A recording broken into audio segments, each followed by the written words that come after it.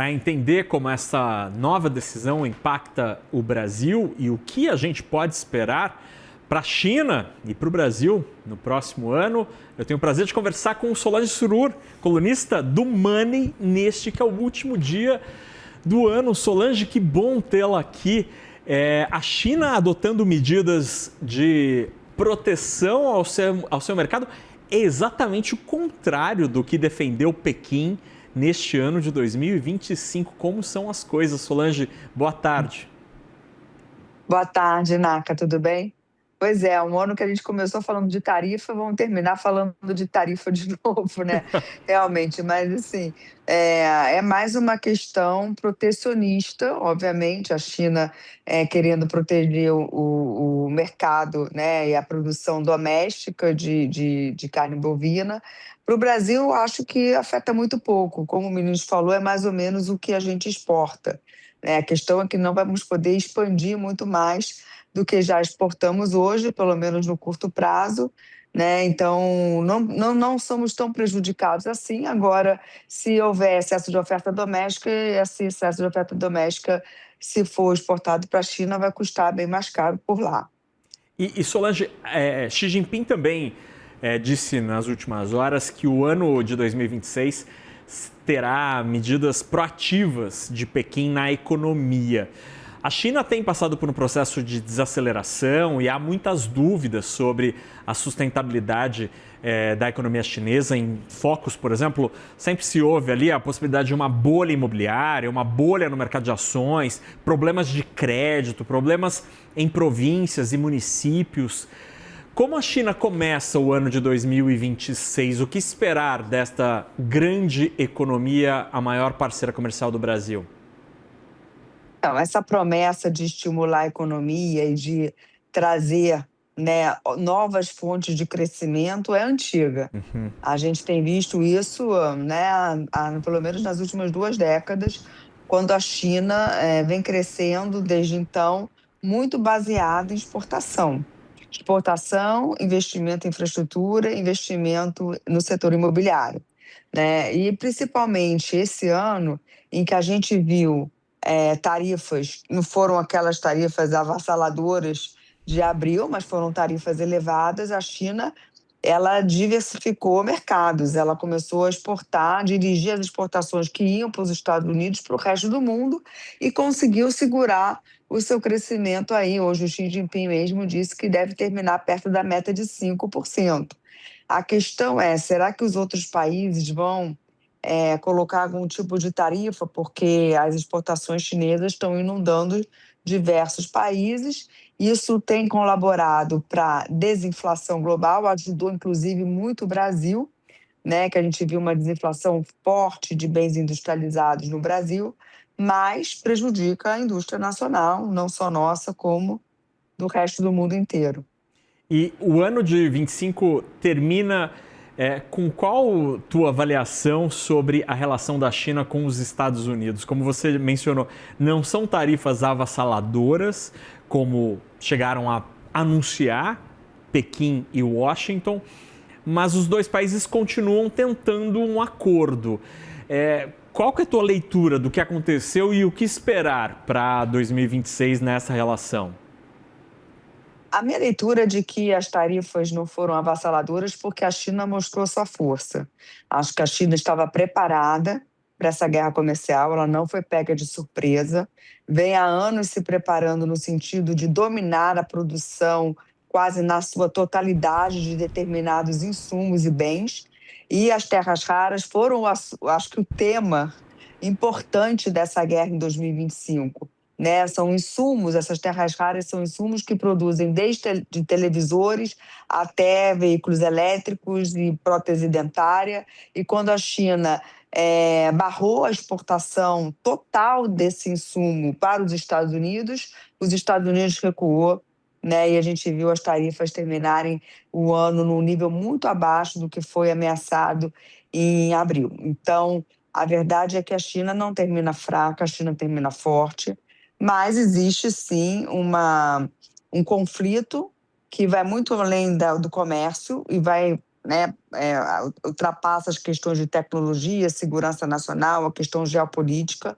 Isso não diminuiu, esse conflito não vai diminuir, e a gente tem visto até tensões relevantes ocorrendo ali perto de Taiwan. Sim. Então, 2025 termina num clima mais ameno, mas não com menos riscos para 2026. E quando a gente observa o que aconteceu de fato e os discursos durante o ano de 2025, Solange, dá para dizer que tanto Washington como Pequim acabaram sendo mais pragmáticas do que os discursos políticos indicavam?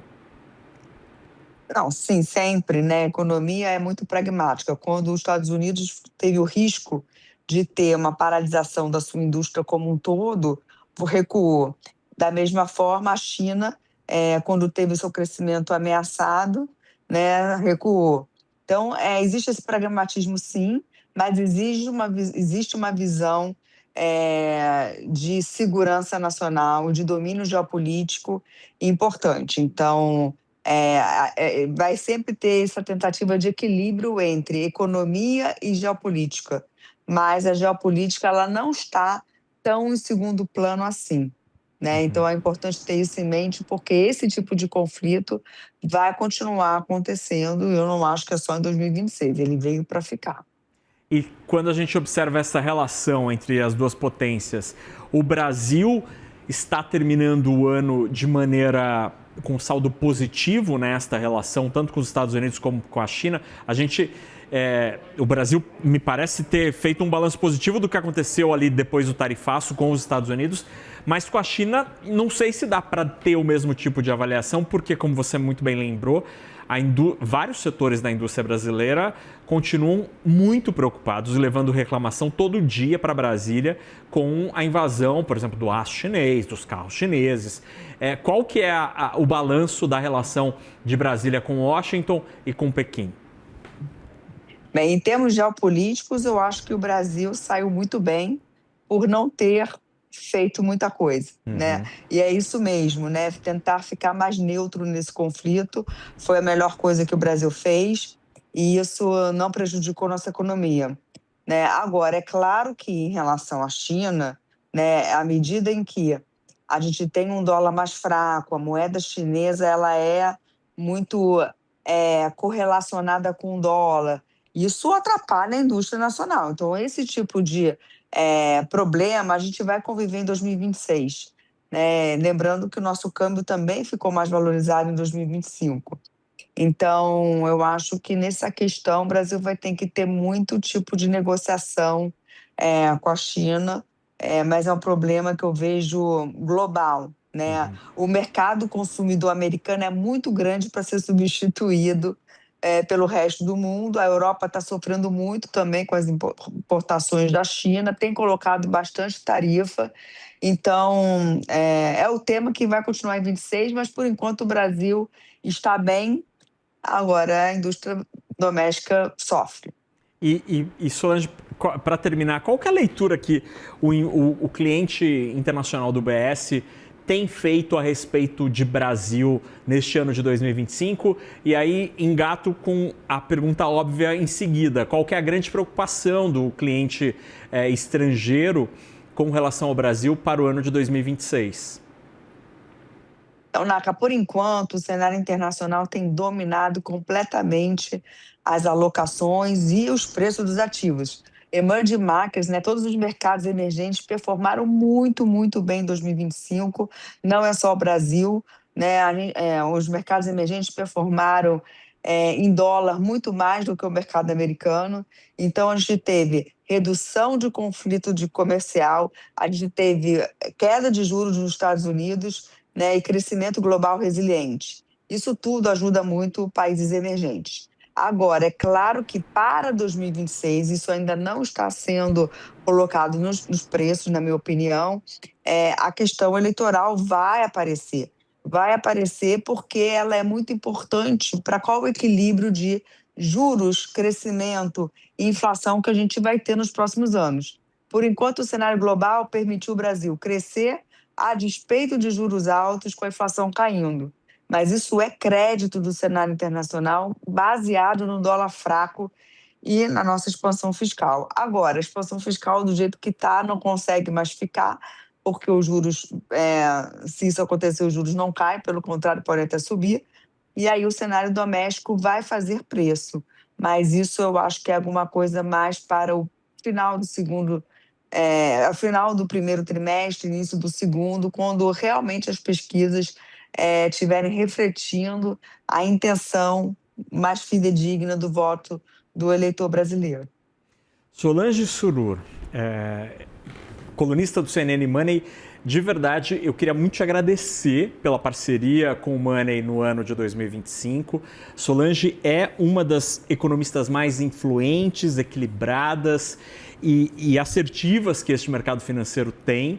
E para a gente do Money é uma honra tê-la no nosso time de colunistas e ter a possibilidade de ouvir tua análise, ter os insights sobre o que acontece com a economia do Brasil e do mundo. De verdade, Solange, obrigado por estar com a gente e tomara que a gente continue por muito tempo ouvindo e tendo a tua presença aqui no CNN Money. Um ótimo ano de 2026. Obrigada, Naka. Terminar o ano com esse elogio é muito positivo, dá para a gente mais estímulo de continuar, certo? E, apesar de todas as incertezas e riscos, estamos aqui para analisar e foi um prazer trabalhar com vocês. Espero que 2026 seja muito bom como 2025. Obrigada. Obrigado de verdade, Solange. Obrigado, um ótimo ano. Até mais.